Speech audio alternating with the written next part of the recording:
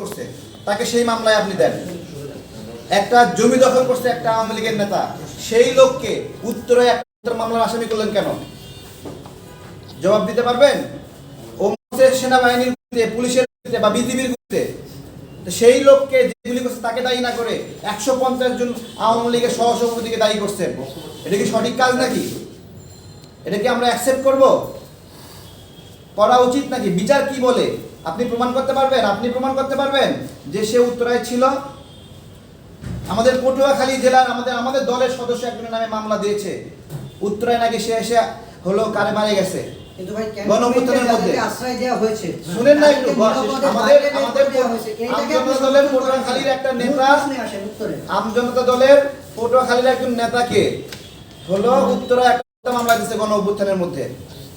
ভালো করে বোঝেন, আমাদের অনুধাবনের জায়গাটা অন্যদের জায়গায় একরকম হবে না। আমরা বিষয়টা ফেস করতেছি। সেই লোকটা গণঅভ্যুত্থান যেই দিন এখানে হত্যা হয়েছে সেই দিনে সে ফেসবুকে লাইভ করতেছিল, মিষ্টি বিতরণ করতেছিল। তা ও যদি পটুয়াখালীতে মিষ্টি বিতরণ করে, উত্তরাতে আসে হত্যা করলো কিভাবে? এখনো সে গ্রেপ্তার হয়ে আছে। ন্যায় বিচারের জায়গাগুলোতে বুঝতে হবে। আপনি প্রমাণ করতে পারবেন কতটুকু, সেটা মাথায় নেন। পুরা সিস্টেমটা হত্যা করছে আদেশ দিচ্ছে শেখ হাসিনা, আদেশ দিচ্ছে ওবায়দুল কাদের, আদেশ দিচ্ছে পুলিশ প্রধান, আদেশ দিচ্ছে র্যাব প্রধান, আদেশ দিচ্ছে ডিজিএফআই প্রধান। আপনি তাদেরকে একজনকেও আইনের আওতায় নিয়ে আসতে পারলেন না। হাজার হাজার নেতাকর্মীর নামে মামলা দিয়ে তাদেরকে হয়রানি করতেছেন। সহসভাপতি হওয়া কোনো ক্রাইম নাকি?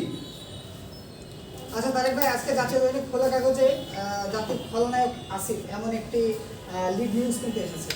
তো আসলে এই প্রথম দেখলাম যে উপদেষ্টা মহোদয়কে নিয়ে এমন একটি লিড নিউজ প্রথম জাতীয় দৈনিকে আসছে। তো আপনার রাজনৈতিক অভিজ্ঞতা থেকে মানে পরবর্তীতে কি হতে পারে বা এরকম মন্তব্য পর্যটন আসতে পারে? আমি আবারও বলছি, খোলা কাগজ আসিফ মাহমুদকে খলনায়ক বলছে। তো এখন আসিফের বিরুদ্ধে লেখালেখি করা, ওই যে বলছিলাম না আকাশের ঠিকানায় চিঠি লেখো, ওই চিঠি কোনোদিন ওই লেখাতে কোনো কাজ আসবে না। ঠিক আছে? উপদেষ্টাদের মধ্যে একমাত্র প্রভাবশালী, এবং প্রভাবশালী না তো এরা তো ওই যে জিদ করে ছোট বাচ্চার মতো আমাকে লজেন্স দাও, এখন সবাই মিলে দিতে বাধ্য, না হলে হাত পা ছুড়ে কান্নাকাটি করে। তো এই অবস্থায় আর কি আমাদের বাংলাদেশের মানুষ একটা নির্বাচিত মানুষদের জন্য, মানুষদের দিয়ে সভ্য সুন্দর সংসদ চায়। ঠিক আছে? এটার জন্য অপেক্ষা করতেছি। তো এরা সেই ষড়যন্ত্রটাই করছে, কখনো স্থানীয় সরকার, কখনো এগুলো তাদের লুটপাটকে প্রলম্বিত করার জন্য। খোলা কাগজকে ধন্যবাদ এই নিউজ করার। আপনারা সুনির্দিষ্ট বিষয়